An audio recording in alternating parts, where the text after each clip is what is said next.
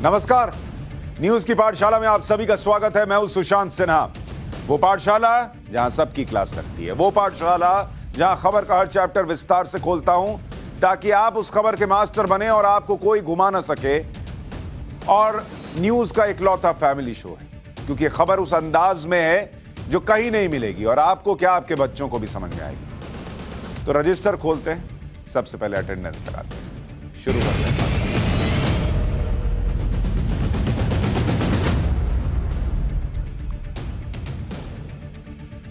तो सबसे पहले आपको बता दूं आज पाठशाला में आपके लिए क्या क्या लेकर आया हूं।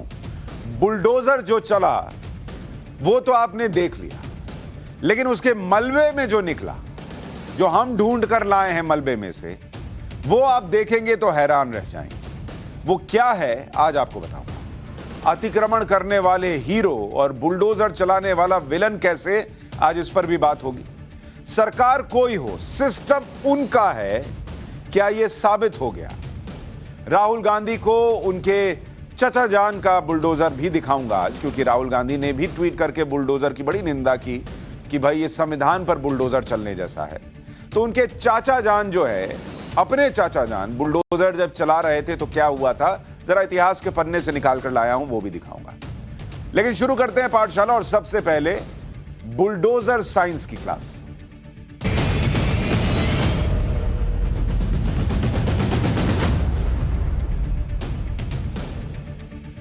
आज बुलडोजर साइंस की क्लास इसलिए लेकर आया हूं क्योंकि इसमें भी एक विज्ञान है। कई लोगों के दिमाग में केमिकल लोचा होने लग गया है जैसे ही वो बुलडोजर देख रहे हैं, और इसलिए ये साइंस आपको बता रहा हूं। आज आपको बताने वाला हूं कि जब बुलडोजर चला और मलबा गिरा, उस मलबे के नीचे कैसी कैसी सियासत निकली, कैसे कैसे मंसूबे निकले, क्या लोगों की सोच निकली, क्या इतिहास निकला।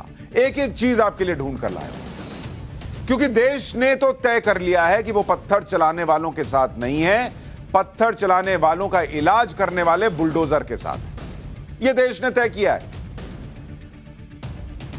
लेकिन देश के कुछ नेताओं ने तो तय कर लिया है कि वो पत्थर चलाने वालों के साथ हैं। उन्हें अवैध निर्माण से भी दिक्कत है, उन्हें सिर्फ दिक्कत है बुलडोजर से। उन्हें अतिक्रमण से दिक्कत नहीं है, अवैध निर्माण से दिक्कत नहीं है, उन्हें बुलडोजर से दिक्कत हो रही है। क्योंकि जो लोग पत्थर चलाने वालों का धर्म ना देखने की बात करते रहे, यह हुआ है, सालों साल से हो रहा है। आतंकी का धर्म नहीं होता, आतंक का धर्म नहीं होता, बुलडोजर का धर्म होता है, लेकिन पत्थर चलाने वाले और पेट्रोल बम फेंकने वाले का धर्म नहीं होता। मैंने कहा ना, यह साइंस है। लोग अपने हिसाब से केमिस्ट्री बना रहे हैं इसकी। बुलडोजर के सामने खड़े हो जा रहे हैं लोग और यह कह रहे हैं कि संविधान पर बुलडोजर चल रहा है, जबकि बुलडोजर तो अवैध निर्माण पर चल रहा है। क्या वो मानते हैं कि देश का संविधान अवैध है? बुलडोजर तो अतिक्रमण पर चल रहा है। तो क्या लोगों को लगता है, ऐसे लोगों को, कि देश का संविधान जो है वो अतिक्रमण कर रहा है लोगों की जिंदगी के ऊपर? और अगर ऐसा है कि किसी अतिक्रमण पर कार्रवाई नहीं होनी है, तो बॉस एक काम कीजिए, फिर छूट दे दीजिए कि देश में अवैध निर्माण का भी संवैधानिक अधिकार रहेगा। राइट टू इंक्रोचमेंट कर दीजिए, जिसका जहां मन बनाए, जिसकी जमीन पर कब्जा करना है कर ले। जिन नेताओं को अवैध निर्माण और अतिक्रमण पर भी बुलडोजर चलने से दिक्कत है, वो क्या अपने बड़े बड़े बंगलों में दूसरों को अवैध निर्माण की मंजूरी देंगे क्या? आज उनके बंगले दिखाऊंगा आपको। मैं बोलता हूं ना, क्लास सबकी लगेगी। तो जो लोग बुलडोजर के खिलाफ सुप्रीम कोर्ट गए थे, उन बड़े बड़े महानुभावों के बड़े बड़े बंगले दिखाऊंगा, जरा क्लास लगेगी। और मुझे यह बताइए, अगर ऐसा होगा तो ये जो बड़े बड़े महानुभाव आज अतिक्रमण का सपोर्ट करने चले गए कि बुलडोजर मत चलाइए, वो खुद अपना घर बचाने बुलडोजर लेकर आ जाएंगे और कहेंगे हटाओ। इनके बंगलों की बात नहीं है ना, बात सरकारी जमीन की है, बात एक समुदाय के तुष्टीकरण की है। इसलिए ये बुलडोजर का विरोध करने लगे और संविधान की बातें गिनाने लगे, करने लगे। जहांगीरपुरी में अवैध निर्माण पर बुलडोजर चला तो फिर वही लोग सामने आ गए। हर बार यही कुछ चेहरे होते हैं घूम फिर कर, जो खुद को सेक्युलर बताते हैं। और ये जो वर्ड है ना, सेक्युलर, वो इस देश के संविधान में इस्तेमाल बाद में हुआ, जोड़ा गया बाद में, और ये इस देश के साथ सबसे बड़ा खिलवाड़ किया गया, ये सेक्युलर वर्ड बनाकर। क्योंकि सेक्युलरिज्म या धर्मनिरपेक्षता इस देश में चलती नहीं है। एक धर्म विशेष का जितना तुष्टीकरण करना है कर लो और दूसरे को हमेशा गाली देते रहो, यह इनका सेक्युलरिज्म है। और कौन कौन से लोग आज सामने आए? वही कपिल सिब्बल, दुष्यंत दवे, वही प्रशांत भूषण, ये वो वकील हैं जो केस लड़ रहे हैं। वही राहुल गांधी उठकर सामने आ गए। हालांकि खबर यह है कि अभी देश में है नहीं, लेकिन जहां से भी है या इनका ट्विटर जो हैंडल करता होगा, उसने ट्वीट कर दिया कि बुलडोजर से संविधान कुचला जा रहा है। अखिलेश यादव कह रहे हैं कि बीजेपी के विरोधियों पर बुलडोजर चल रहा है। अरे भाई, बीजेपी को तो देश में, मान लीजिए सरकार बनाई देश में तो 40-42% वोट मिला, तो क्या बाकी 60% पर बुलडोजर चल रहा है? लेकिन इनसे कौन पूछे? तर्क की बात तो करनी नहीं है, तुष्टीकरण करना। इस देश में हिंदुओं की शोभा यात्रा पर पत्थर चले, एक नेता इनमें से सामने नहीं आया बोलने।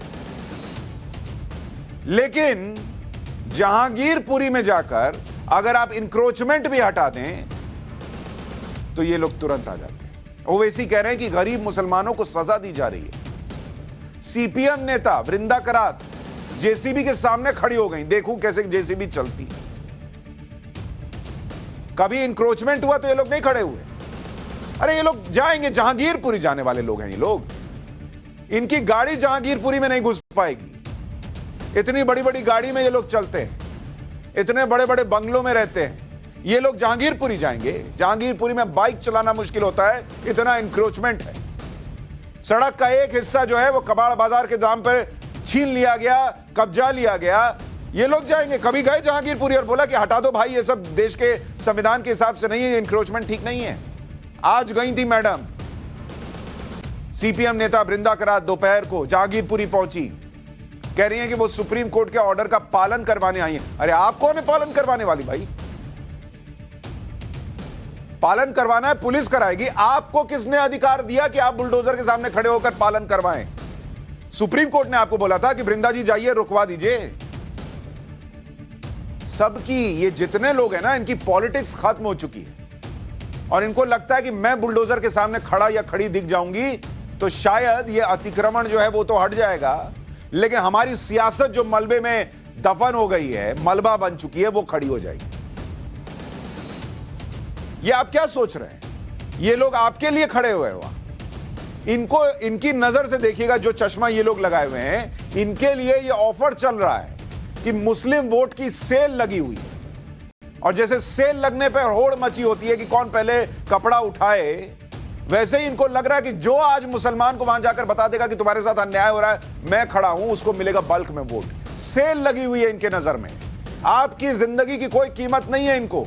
अगर होती तो जहांगीरपुरी में जाते और आपकी जिंदगी सुधारते।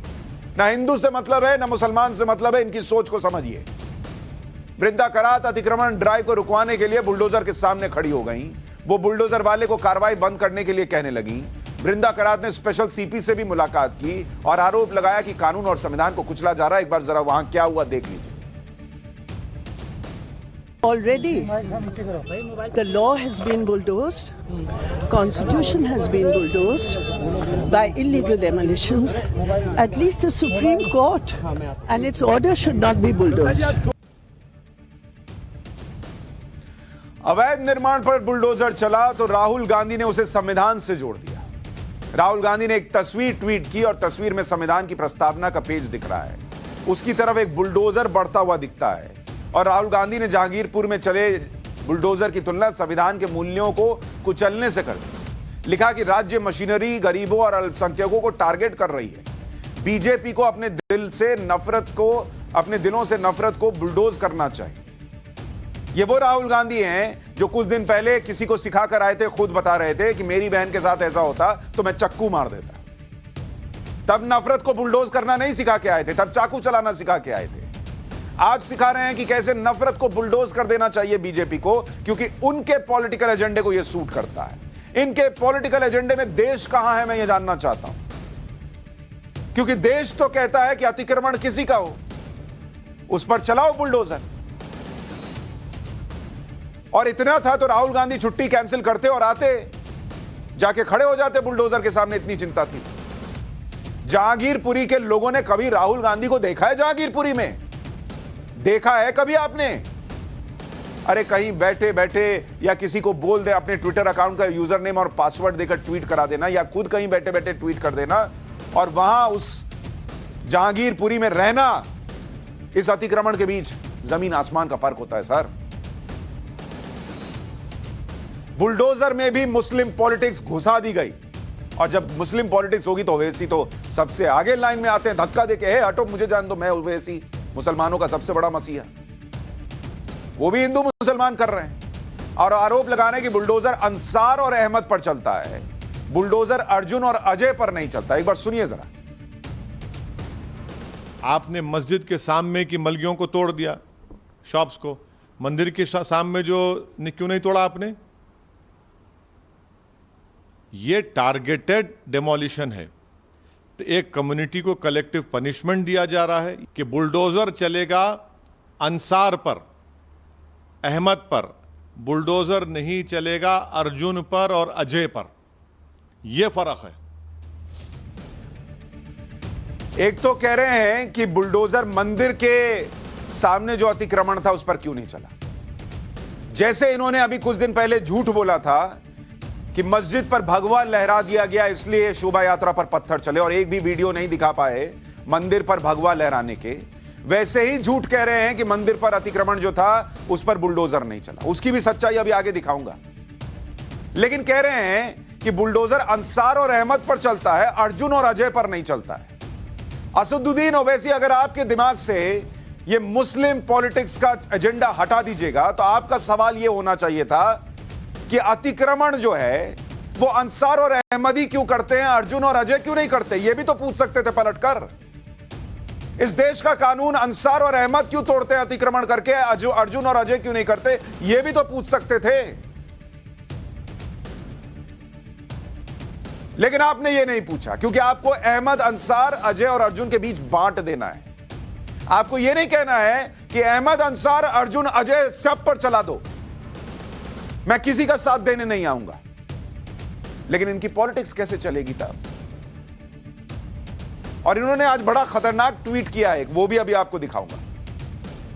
जहांगीरपुरी में अवैध निर्माण और अतिक्रमण पर कार्रवाई को मुसलमानों पर कार्रवाई बता दिया, जबकि सच यह है कि सिर्फ मुसलमानों पर कार्रवाई नहीं हुई।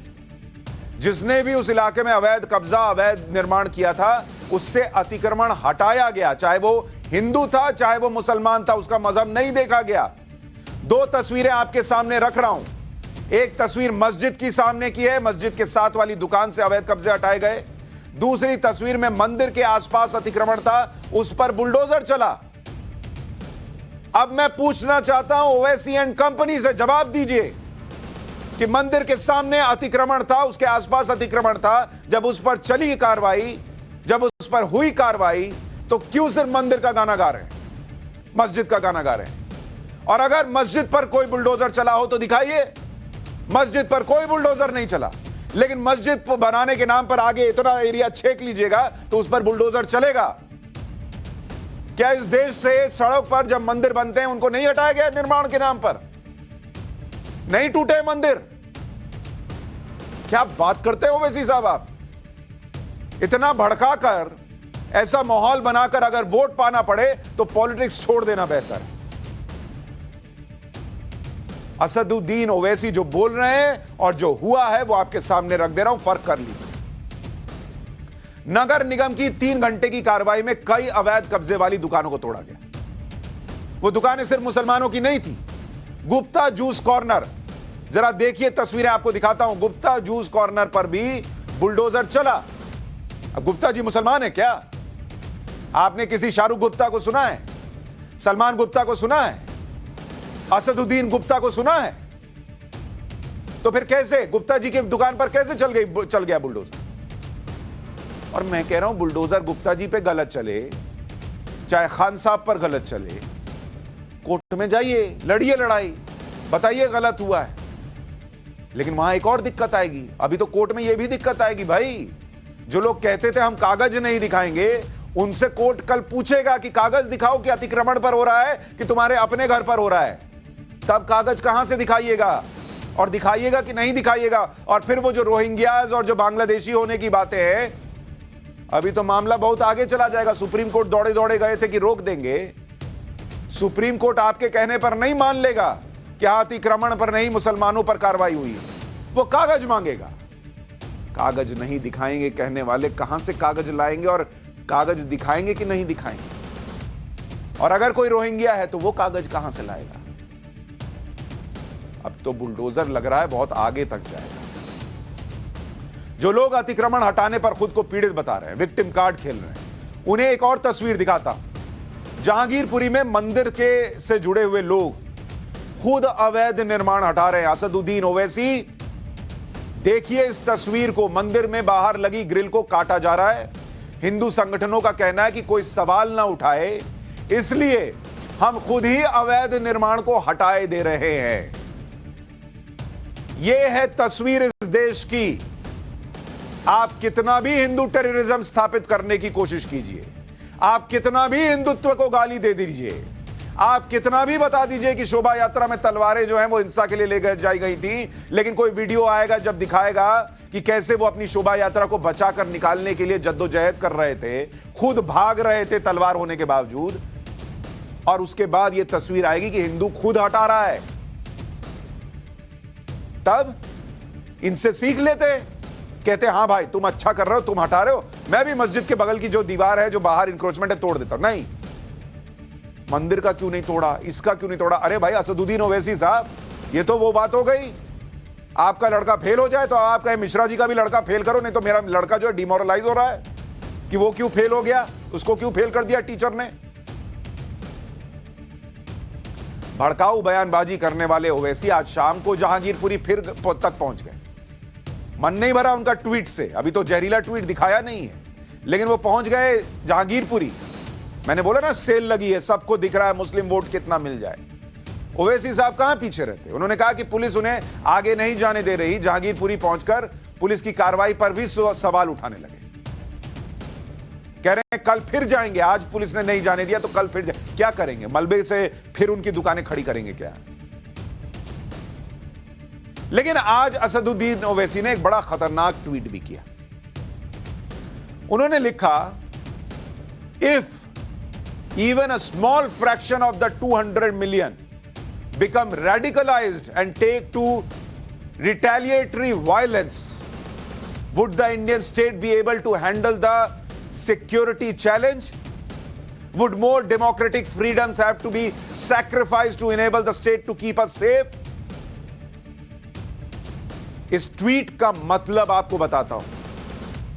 इस ट्वीट में असदुद्दीन ओवैसी, आप खुद सुनिए इसका ट्रांसलेशन और बताइए क्या इस देश के 20 करोड़ मुसलमानों को भड़का नहीं रहे हैं? उनका ट्वीट कहता है कि अगर 20 करोड़ मुसलमानों का छोटा सा हिस्सा भी जवाबी हिंसा पर उतर गया तो क्या भारत सरकार इसे हैंडल करने में सक्षम होगी? यह एग्जैक्टली वैसी ही लाइन है जैसे इनके भाई साहब ने कहा था कि 15 मिनट पुलिस हटा लो, पता चल जाएगा कि किसमें कितना दम। और ये कहते हैं कि 20 करोड़ क्या कुछ हिस्सा भी अगर रेडिकलाइज हो गया और कार्रवाई पर आ गया तो क्या देश की कानून व्यवस्था उसे संभाल पाएगी? आप लोगों के दिमाग में जहर भर रहे हो, जहर भर रहे हो, उकसा रहे हो उनको कि ये 20 करोड़ जो है वो अगर ये करने पर आ गया और वो करने पर आ गया, कल को कोई दूसरी तरफ से खड़ा हो जाए और कहे कि 80 करोड़ के दिमाग में भी चीजें आ गई कि उसके साथ गलत हो रही हैं, वो अपने खुद की मंदिर का इंक्रोचमेंट वाला हिस्सा हटाने की बजाय वो भी ओवैसी की तरह कहने लगे कि इस 80 करोड़ का 10% मान लीजिए, तो यहां भी 10%, यहां भी 10%, इसका हो गया 10%, 2 करोड़, इसका 10% हो गया 8 करोड़। अब क्या असदुद्दीन ओवैसी ये 8 करोड़ वर्सेस 2 करोड़ कराना चाहते हैं? असदुद्दीन ओवैसी, आप इस देश के सांसद हैं, बोलने के पहले सोचिए आप क्या बोल रहे हैं। कोई कह रहा है छेड़ोगे तो छोड़ेंगे नहीं, कोई कह रहा है 20 करोड़ हैं और अगर हमारे उसमें दिमाग में क्या से क्या हो गया तो क्या होगा। ये समझाने की बजाय कि भाई देखो ये गलत किया था तुमने, इतने 30-40 साल से कब्जा रखा था, इसको हटाया जा रहा है, ये ठीक हो रहा है। अभी कश्मीर फाइल्स फिल्म आई थी, उसका एक डायलॉग है जिसमें प्रोफेसर राधिका मेनन बोलती है, जो वो उसमें एक्टर बनी है और रियल लाइफ में भी ऐसी कैरेक्टर है, कि सरकार किसी की भी हो, सिस्टम तो हमारा है। ये उन्होंने कहा था इस फिल्म में। आज विवेक अग्निहोत्री ने यह ट्वीट भी किया जब स्टे लगा। लेकिन इसमें आपको एक कहानी का हिस्सा देखना चाहिए। विवेक अग्निहोत्री को जो कहना है वो कह रहे हैं। मैं आपको दूसरी चीज बताना चाह रहा हूं कि जहांगीरपुरी में अवैध निर्माण हटाने की ड्राइव को रोकने के लिए मुस्लिम संगठन जमीयते उलमाए हिंद ने याचिका दे दी। संगठन की तरफ से वरिष्ठ वकील दुष्यंत दवे, कपिल सिब्बल पेश हो गए। अब आप सोचिए, जहांगीरपुरी में जो आदमी रहता है उसकी छोड़िए, मैं कह रहा हूं दिल्ली के ज्यादातर लोगों की जेब अलाउ नहीं करेगी कि वो कपिल सिब्बल को अपना वकील हायर कर सके। लेकिन बुलडोजर चलने की बारी आई, इंक्रोचमेंट पर बुलडोजर चलने की बारी आई, तो ये लोग खुद पहुंच गए। एग्जैक्टली वही लाइन जो फिल्म में थी कि सरकार किसी की भी हो, सिस्टम हमारा है। तुरंत वकील दौड़े तो चले आए। पत्रकारों का एक तबका कैसे इनको बचाने के लिए प्रोपेगेंडा करता है, मैं आपको पहले बता चुका हूं। ये बड़े बड़े वकील आते हैं, कभी किसी आतंकी की फांसी रुकवाने के लिए रात को सुप्रीम कोर्ट खुलवाया जाता है। आप मुझे बताइए, ये जो पत्थर और पेट्रोल बम चलते हैं, इनको यकीन है अंदर से कि जब मुझ पर कार्रवाई होगी, कोई बुलडोजर आएगा तो मुझे बचाने वाला एक सिस्टम भी आएगा, खड़ा हो जाएगा। वो ये नहीं बताएगा कि मैं गलत हूं, वो ये बताएगा कि मेरा धर्म क्या है, और सेक्युलरिज्म का एक फर्जी तख्ता लेकर खड़ा हो जाएगा मुझे बचाने के लिए। उसके अंदर ये विश्वास है, और वो विश्वास हर बार दिखता है। आज क्या हुआ देखिए। आज करीब सुबह 10:52 पर कोर्ट की सुनवाई शुरू हुई। 10:52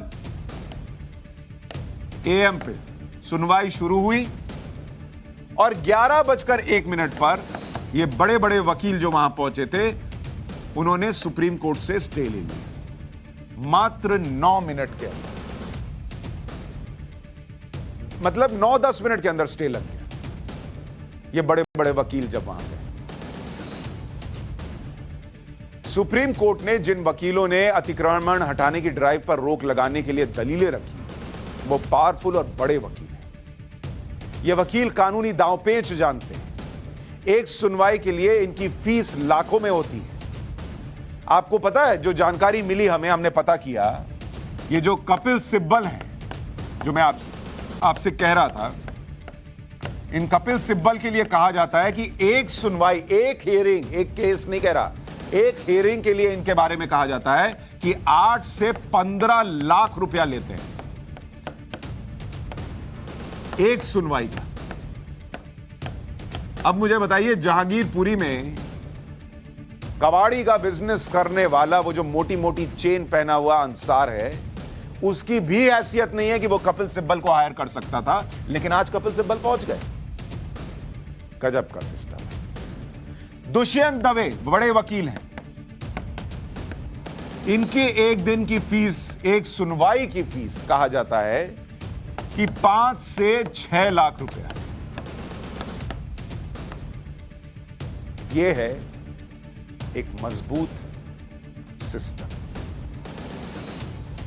जो लोग बुलडोजर चलाने का विरोध कर रहे हैं, संविधान की दुहाई दे रहे हैं और एक तरफ से अवैध निर्माण को जस्टिफाई कर रहे हैं, क्या वो अपनी जमीन, अपने घर के बाहर 1 इंच का भी अतिक्रमण बर्दाश्त करेंगे?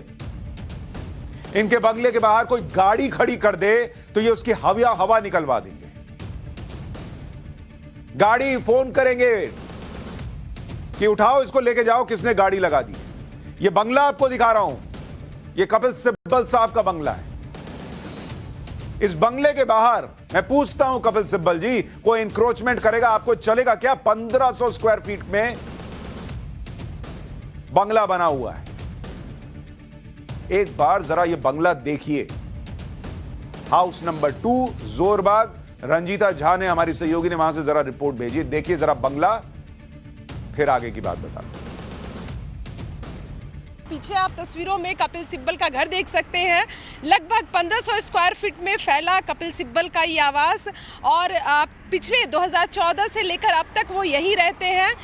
यहीं से तमाम जो उनकी गतिविधियां हैं, चाहे वो वकालत से जुड़ी हो या फिर राजनीतिक तौर पर, यहीं से करते हैं। कपिल सिब्बल का, क्योंकि वो अभी सांसद हैं, तो बतौर सांसद जो सरकारी आवास मिला हुआ है वो 3 मूर्ति में है, लेकिन वो वहाँ नहीं रहते और यहीं रहते हैं। बताया ये जाता है, कई बार ऑफ रिकॉर्ड भी कपिल सिब्बल ने ये कहा है कि ये जो उनका आवास है ये रेंटेड है, ये उनका अपना आवास नहीं है। लेकिन जो रेंटेड भी मकान है, ये पॉश इलाका हम कह सकते हैं, जोरबाग के पॉश इलाके में उनका ये आशियाना है। लगभग 3 स्टोरी बिल्डिंग है ये, जिसमें सबसे ऊपर इन्होंने अपना जो ऑफिस है वो बना रखा है, और 2 जो फ्लोर है वो उन्होंने पर्सनल यूज़ के लिए रखा हुआ है। रंजिता हमारी सहयोगी बता रही हैं कि बताया ये जा रहा है कि ये रेंटेड घर है। चलिए मान लिया रेंटेड घर है, और मुझे कोई दिक्कत नहीं है, कपिल सिब्बल की अपनी कमाई के पैसे का घर है भाई, वो इसमें रहें, वो और पैसा लगाकर ताजमहल रेंट पे ले ले, उसमें रहें, मुझे कोई दिक्कत नहीं।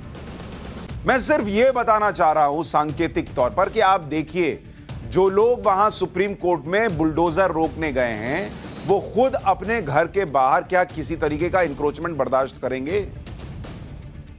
इंक्रोचमेंट छोड़िए, जिनके दिलों में आज बहुत दर्द है कि वहां बुलडोजर चल गया, उनमें से 15 दुकान वाले को भी कपिल सिब्बल साहब अपने घर में आज एक रात भी गुजारने देंगे? अरे जाइए, नहीं गुजारने देंगे। यह है सच इस दुनिया का। जो मैं आपसे कह रहा था, 15,000 स्क्वायर फीट का यह घर है, कहीं 1500 लिखा था, उसको ठीक कर लीजिएगा, 15,000 स्क्वायर फीट का घर। लेकिन मैं सिर्फ इतना कहना चाह रहा हूं कि जब कोई मदद के लिए आता है तो ये समझिए कि वो वाकई आपके लिए खड़ा हो रहा है क्या? चाहे आप हिंदू हो, चाहे मुसलमान हो, सिख हो, ईसाई हो, क्या वो आपके लिए और इस देश के लिए खड़ा हो रहा है क्या? वो सिस्टम देश में बेहतर करने के लिए लड़ रहा है क्या? वरिष्ठ वकील दुष्यंत दवे का घर भी दिल्ली के पॉश इलाके में, वो सेंट्रल गोल्फ लिंक रोड पर 1000 गज के घर में रहते हैं। हमारी टीम जब इनके घर के बाहर की तस्वीरें लेने लगी तो इन्हें उससे भी दिक्कत होने लगी। जो लोग अपने घर के बाहर तस्वीर लेने नहीं दे रहे हैं, वो लोग जहांगीरपुरी के पूरे इलाके में इंक्रोचमेंट पर बुलडोजर कैसे चल गया, इसका विरोध करने पहुंचे। और मैं दुष्यंत दवे जी को कह दूं, हमारा कोई मकसद नहीं है कि आपका घर लोग देखें, सोचे अरे बड़े अमीर। मुझे कोई दिक्कत नहीं है सर, आपने ईमानदारी से पैसा कमाया है, आपने मेहनत से कमाया है, हमको आपके घर का विजुअल लेना भी नहीं था।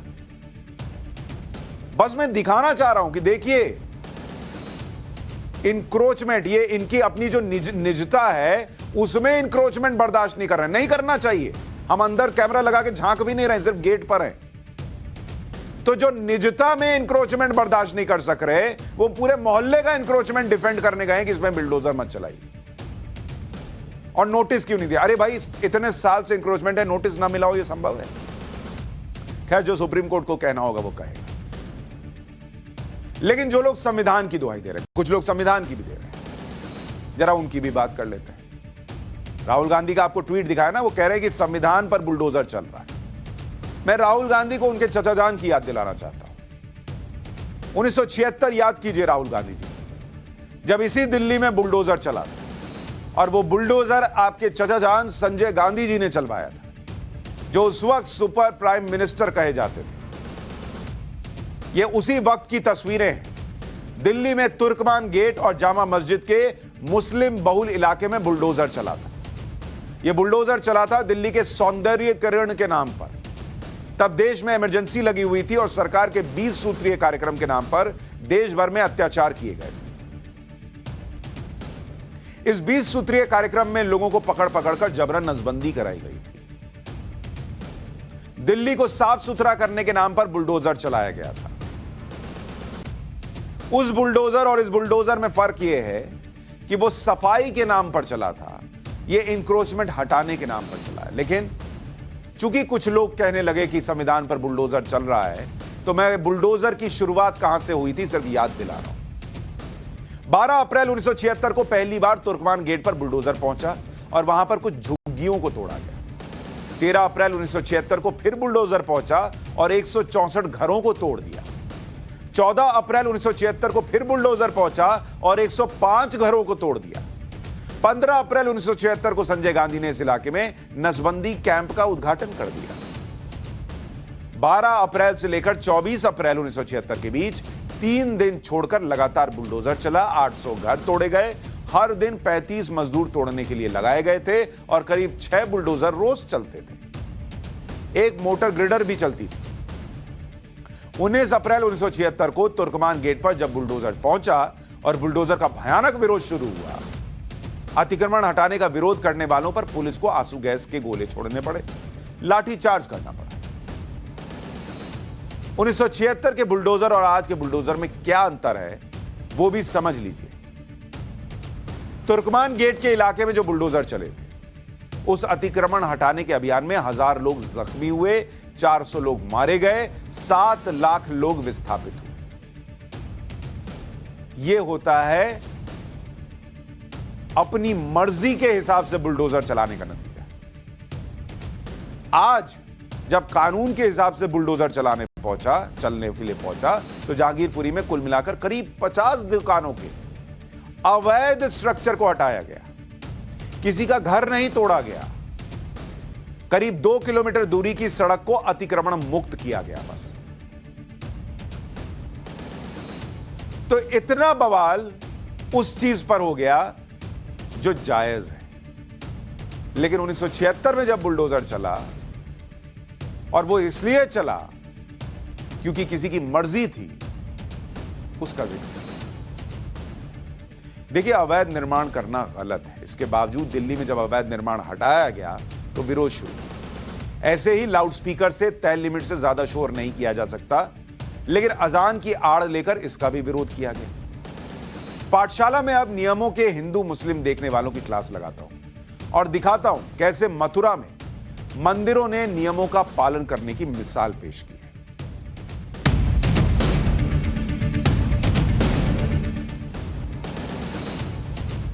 मथुरा में श्री कृष्ण जन्मस्थान के परिसर में बजने वाले लाउडस्पीकर्स की आवाज कम कर दी गई। श्री कृष्ण जन्मस्थान संस्थान के ओएसडी विजय बहादुर सिंह ने बताया कि सुप्रीम कोर्ट की गाइडलाइंस और यूपी सरकार के नए नियमों को देखते हुए लाउडस्पीकर की आवाज को कम कर दिया गया। लाउडस्पीकर की आवाज अब परिसर के बाहर नहीं जाएगी। आसपास के लोगों को परेशानी ना हो, इसके लिए यह फैसला लिया गया। अब आप सोचिए, जिस वक्त अजान को लेकर यह चर्चा होनी चाहिए कि भाई अगर दिक्कत हो रही है तो आप वॉल्यूम कम कर लेते, उस वक्त लोगों को भड़काया जा रहा है कि यह मुसलमानों के खिलाफ है। और दूसरी तस्वीर यह है कि मथुरा में इतना बड़ा यह केंद्र है हिंदू आस्था का, वहां खुद ही मंदिर में लाउडस्पीकर की आवाज कम कर। अभी आपको दिखाया जहांगीरपुरी में मंदिर के लोग खुद इंक्रोचमेंट अपना हटा रहे हैं। कानून पालन करना सीखना चाहिए। धर्म कोई भी हो, हर बात पर सीना चौड़ा करके और बाहें उठाकर लड़ाई करना जरूरी नहीं। पाठशाला में अब इकोनॉमिक्स की क्लास।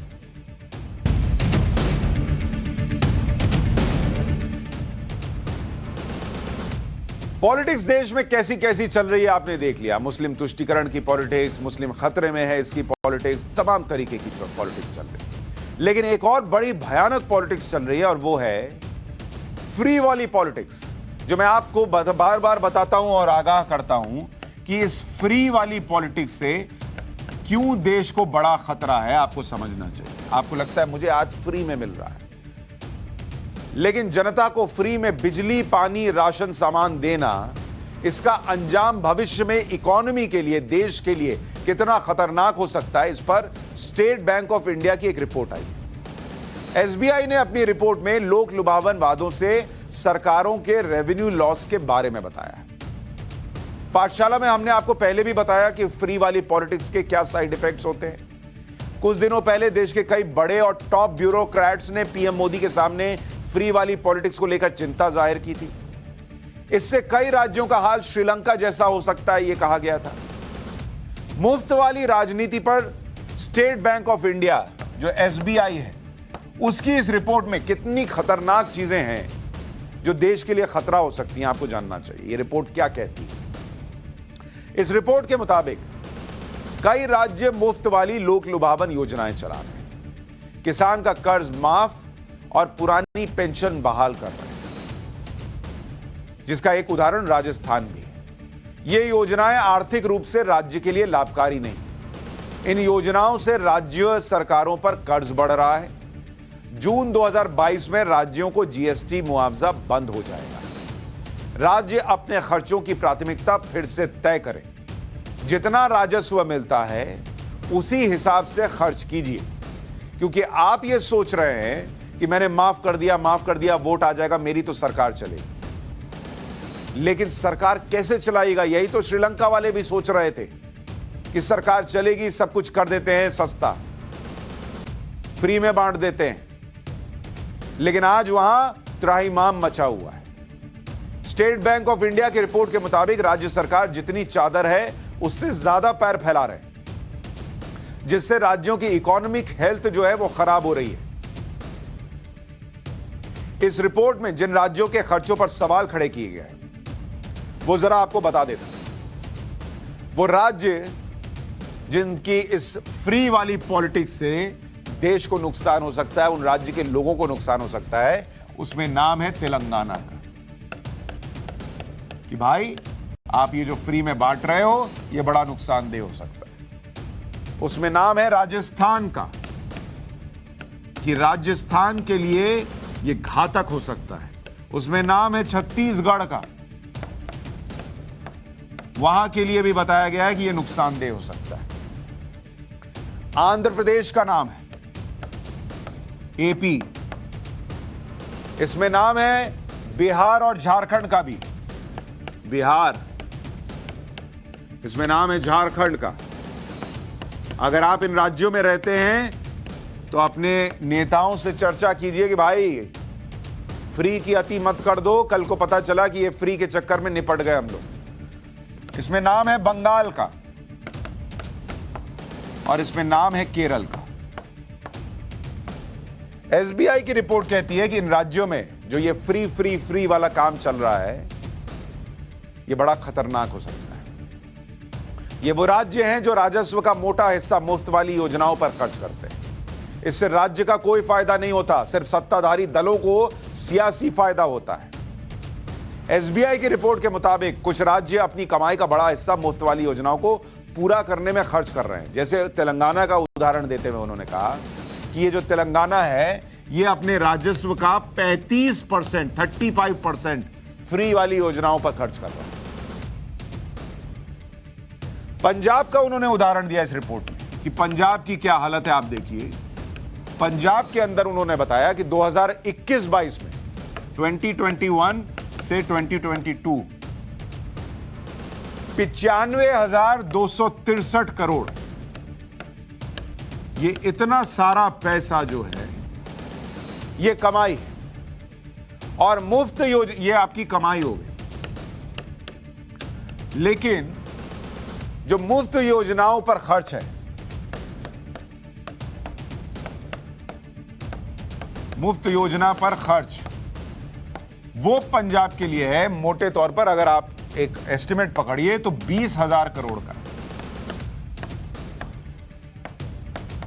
और इसमें आपको जो कमाई हो रही है उसमें आप जो कर्ज लिया हुआ है उसका ब्याज भी चुकाना पड़ता है। तो अगर आप देखेंगे मोटे तौर पर 20% हिस्सा जो है वो फ्री में बढ़ जा रहा है।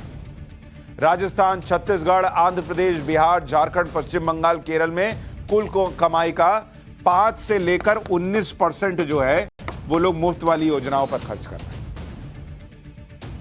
जीएसटी के बाद राज्यों की कमाई के साधन सीमित हो गए। ऐसे में राज्यों के सामने मुश्किल आ सकती है। राज्यों की कमाई के साधन शराब पर एक्साइज टैक्स, पेट्रोल डीजल पर वैट, प्रॉपर्टी रजिस्ट्रेशन टैक्स, गाड़ियों का रजिस्ट्रेशन टैक्स, इस पर निर्भर है। तो इसलिए जो आप सुनते हैं कि लोग पेट्रोल डीजल की कीमत पर छाती पीटते हैं, केंद्र सरकार को घेरते हैं, लेकिन अपना वैट कभी नहीं घटाते। वो इसलिए नहीं घटाते क्योंकि उनको भी पता है घटा देंगे तो अपना राज्य कहां से चलाएंगे।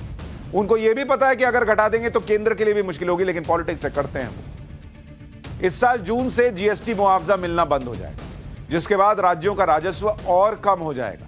कई राज्य आर्थिक समस्या से घिर सकते हैं। आपको यह भी जानना चाहिए कि जिन राज्यों में मुफ्त वाली योजनाएं चल रही हैं उन पर खर्च कितना है, उन पर कर्ज कितना है। आंध्र प्रदेश पर 3,90,000 करोड़ रुपए का कर्ज है और ये फ्री में बांट रहे हैं। पंजाब में करीब 3 लाख करोड़ रुपए का कर्ज है। राजस्थान पर 4,34,000 करोड़ रुपए का कर्ज है। तेलंगाना पर 3 लाख करोड़ रुपए का कर्ज है। पश्चिम बंगाल पर 5,28,000 करोड़ का कर्ज है। केरल पर 3,27,000 करोड़ रुपए का कर्ज है और ये फ्री वाली योजनाएं चला रहे हैं। यानी ये ऐसे है कि आपका घर चल नहीं रहा, आप दोस्त से कर्ज मांगकर घर के जरूरत की सामान और राशन लेकर आ रहे हैं और उस पर कोशिश ये कर रहे हैं कि जो कर्ज लिया है दोस्त से उसमें जरा पार्टी हो जाए। अरे भाई, पार्टी के लिए पैसा नहीं है, पहले घर तो चलाइए। ये राज्य कर्ज में डूबे हुए हैं लेकिन मुफ्त वाली योजनाएं जारी हैं। इन योजनाओं के राज्य सरकारें कर्ज लेती हैं जो लगातार बढ़ रहा है।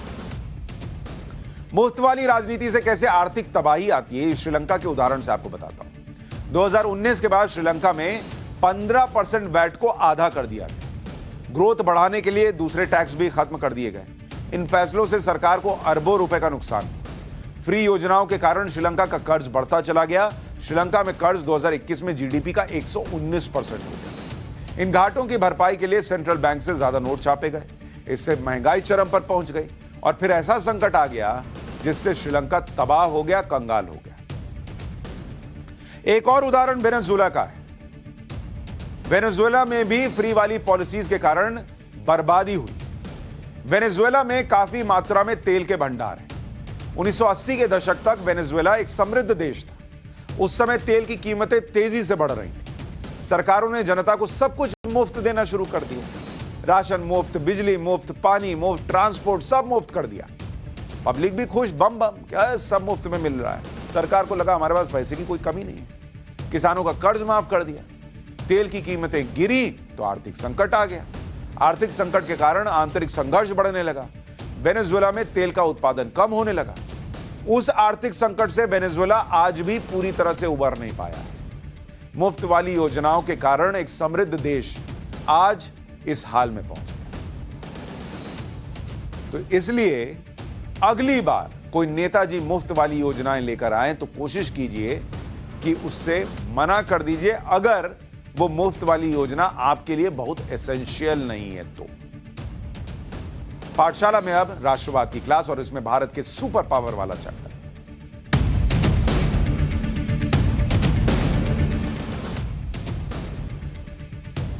कहने के लिए अमेरिका इकलौता सुपर पावर है। चीन भी ये स्टेटस चाहता है, रूस भी अपनी ताकत दुनिया को दिखा रहा है, लेकिन भारत भी किसी से कम नहीं है।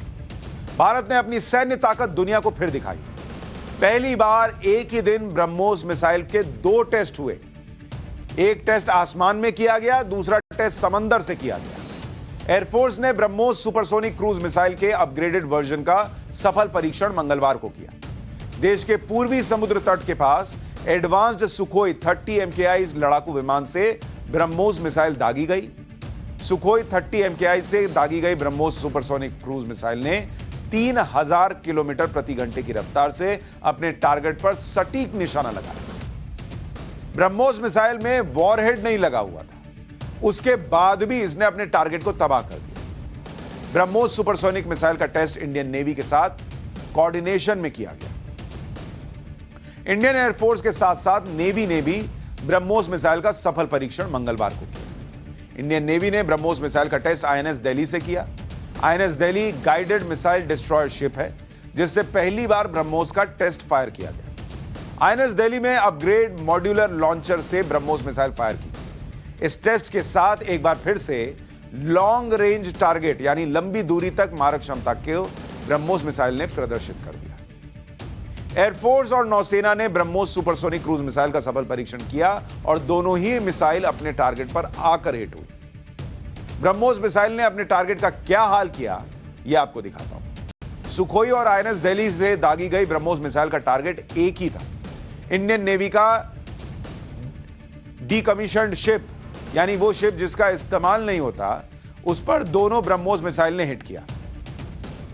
और ये जो आप छेद देख रहे हैं, ये उसी ब्रह्मोस मिसाइल की वजह से हुआ है। उस शिप में गोल छेद कर दिया।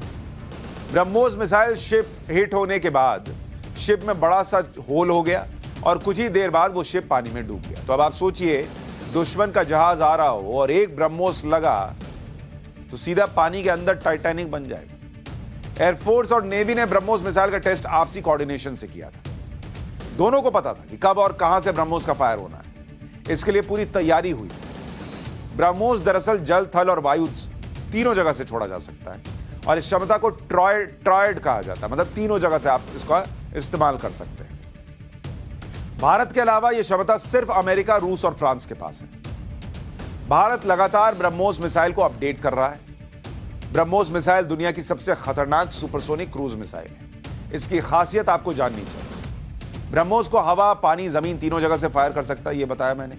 उसे 45 फीट पानी से नीचे सबमरीन से भी फायर कर सकते हैं। ब्रह्मोस मिसाइल हवा में अपना टारगेट बदल सकती है। मूविंग टारगेट पर भी सटीक निशाना लगा सकती है। 10 मीटर की ऊंचाई पर भी उड़ान भर सकती है। कोई रडार ब्रह्मोस क्रूज मिसाइल पकड़ नहीं सकता। यह सोचिए कितनी बड़ी बात है। मिसाइल डिटेक्शन सिस्टम को चकमा देने में सक्षम है। 200 से 300 किलो के वॉरहेड को ले जाने में सक्षम है। ब्रह्मोस मिसाइल परमाणु हथियार भी ले जा सकती है। इसकी शुरुआती रेंज 298 किलोमीटर थी।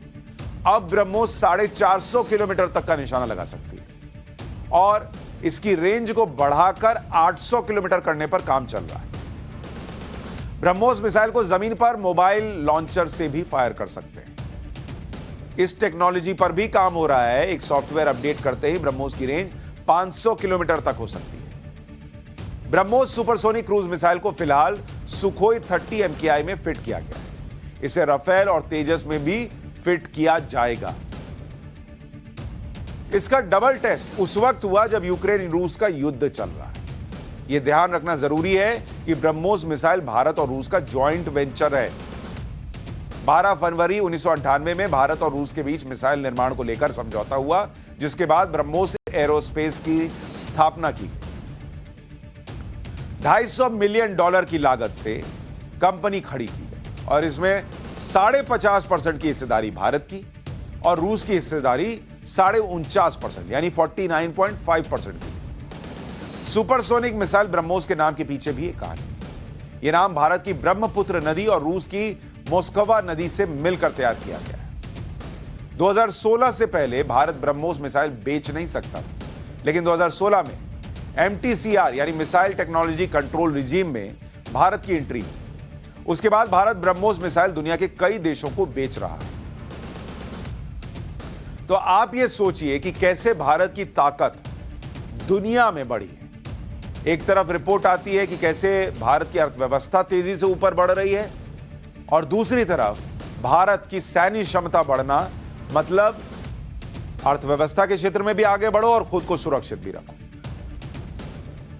इस बीच एक और खबर आ रही है। दिल्ली के लाल किले में गुरु श्री तेग बहादुर साहिब जी के 400वें प्रकाश पर्व का 2 दिन का उत्सव मनाया जा रहा है। उद्घाटन समारोह में देश के गृह मंत्री शामिल हुए अमित शाह। इस मौके पर उन्होंने लोगों के गुरु तेग बहादुर के आदर्शों को जीवन में अपनाने की अपील की। तो ये तस्वीरें उस कार्यक्रम की आपको दिखा रहा हूं जहां अमित शाह पहुंचे थे।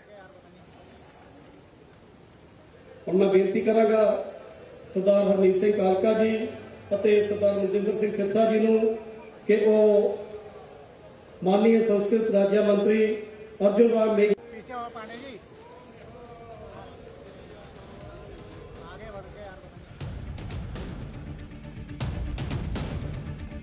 आज के लिए पाठशाला में नमस्कार।